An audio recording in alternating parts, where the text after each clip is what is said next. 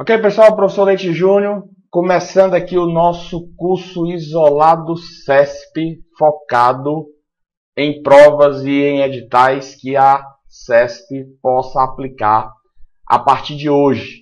Então, seja lá qual concurso você vai fazer, que a organizadora seja a CESP, nós vamos ter esse material com a possibilidade de poder resolver qualquer questãozinha ou conteúdo ligado à informática para a respectiva organizadora. Vamos começar com a nossa aula de número 1, que é uma aula falando sobre conceitos de hardware e conceitos de software.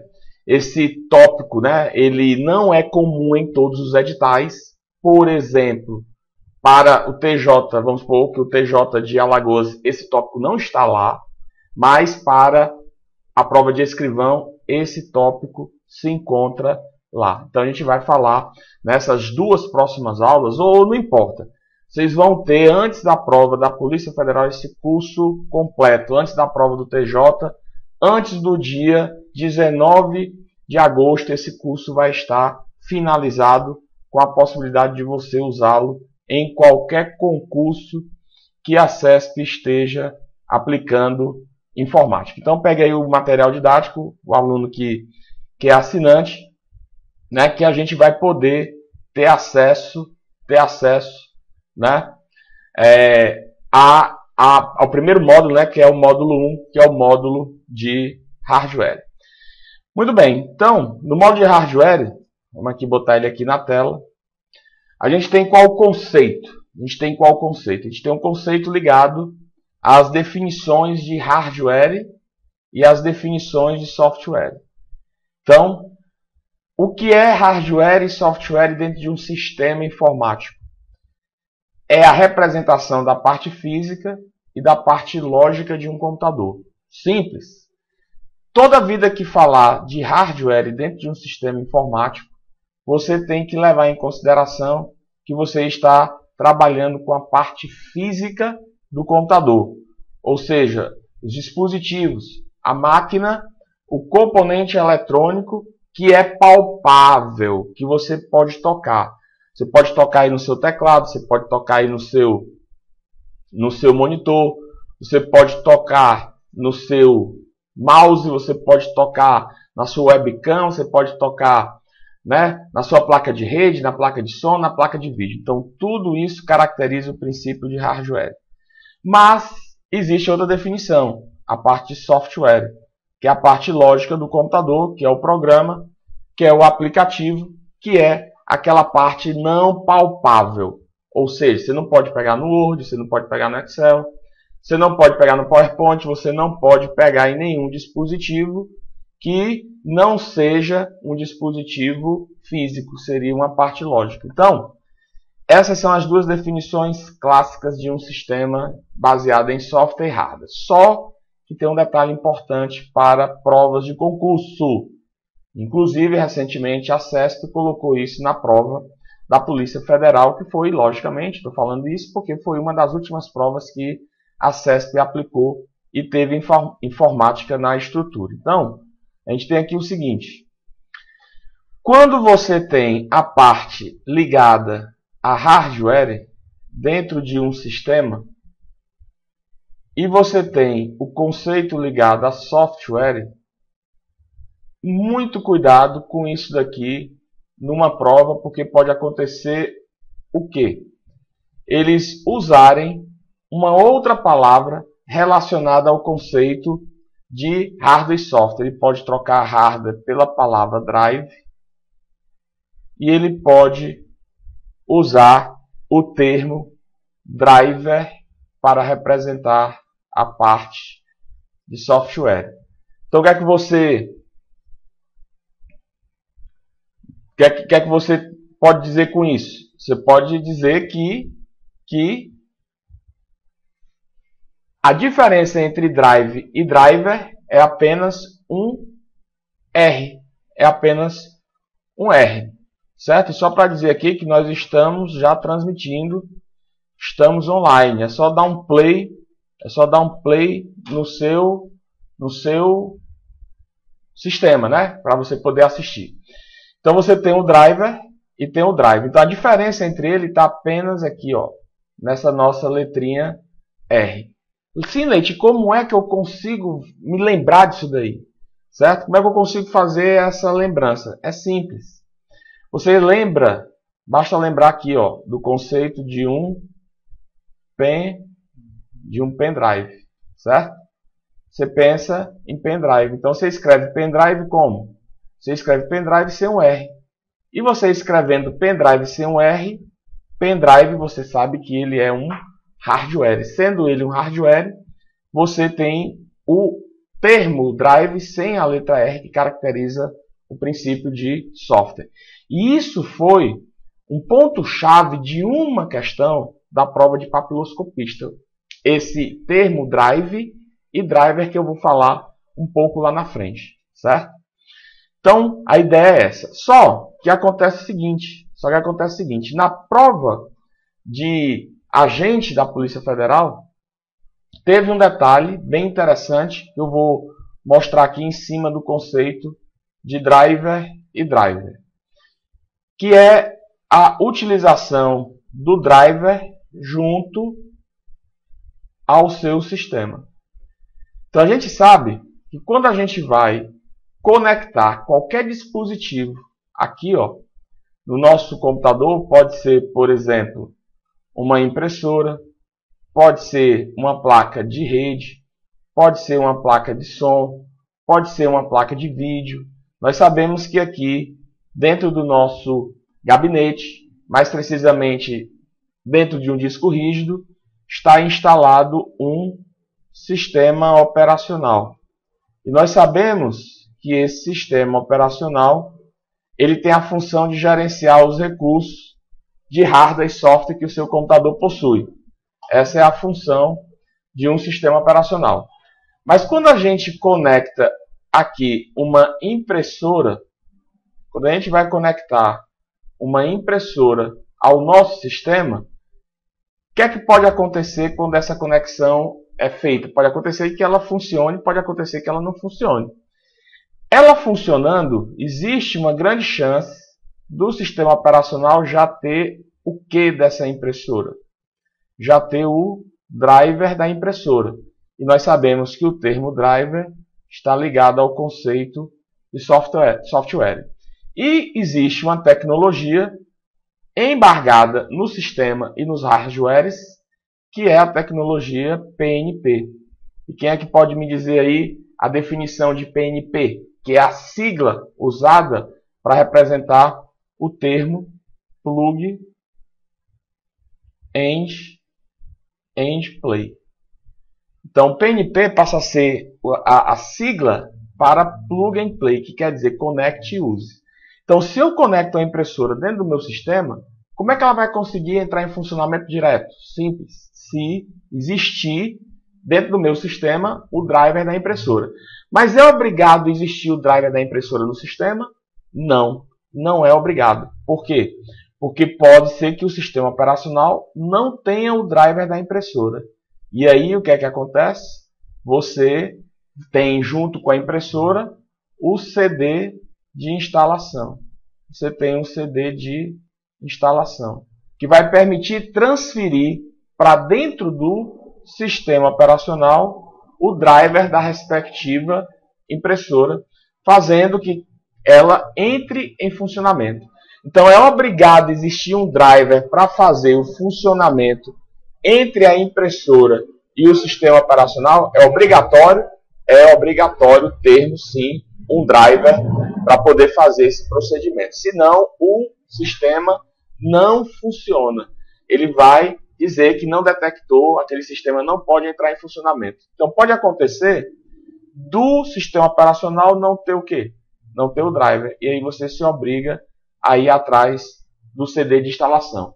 Tem às vezes situações que não existe mais driver para determinados sistemas operacionais, principalmente se o sistema operacional for um sistema antigo. O sistema operacional sendo antigo, é complicado a gente ter o driver de um determinado sistema cuja tecnologia ela passa a ser uma tecnologia mais nova. Joia? Então, interessante esse conceito.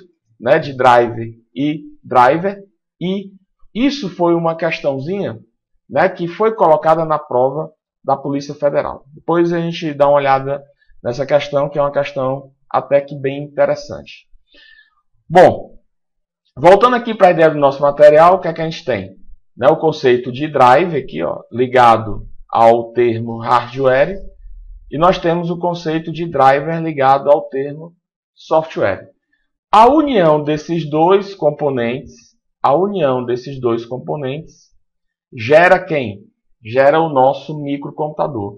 E, logicamente, essa ideia do uso do microcomputador está ligado às partes, aos periféricos que compõem a estrutura do nosso computador. E é importante a gente saber, dentro dessa estrutura do sistema, quem é quem.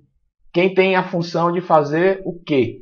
Então, o computador da gente, nós sabemos que é formado por vários componentes. E esses componentes que fazem parte da estrutura que fica em volta do nosso computador é chamado de componentes periféricos.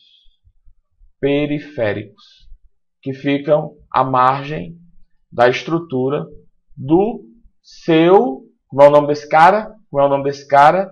Cuidado para não chamar esse cara de CPU, porque esse cara é o nosso gabinete. Consequentemente, dentro do gabinete, a gente sabe que existe dentro do gabinete, aqui dentro do gabinete, vou trazer para cá, existe um componente onde é permitida a conectividade de vários dispositivos. E a gente vai ter mais lá na frente um estudo completo sobre a nossa querida placa-mãe, mostrando as particularidades existentes dentro da estrutura dessa placa, que seria aqui a nossa placa-mãe. Bom, dentro da placa-mãe tem um local onde nós conectamos a parte pensante do computador. Esse local se chama socket, não vou entrar no mérito aqui da questão, certo? É apenas uma pequena explicação. E aqui, sobre a área do socket, nós colocamos quem? A CPU. Então, como a CPU fica encaixada no socket, que por sua vez fica na placa-mãe, que por sua vez fica dentro do gabinete, muita gente chama isso aqui de CPU. Mas não é, certo? Não é CPU, é gabinete. Nesse contexto, nesse conceito, qual é a informação importante que nós temos baseado nos tipos de periféricos que um computador pode ter? Simples. Como a CPU está aqui nessa parte, ela é a parte de pensante do sistema.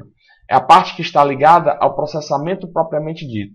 E aí os dispositivos que mandam informação para a CPU são caracterizados como periféricos, como a gente colocou aqui, como periféricos de entrada.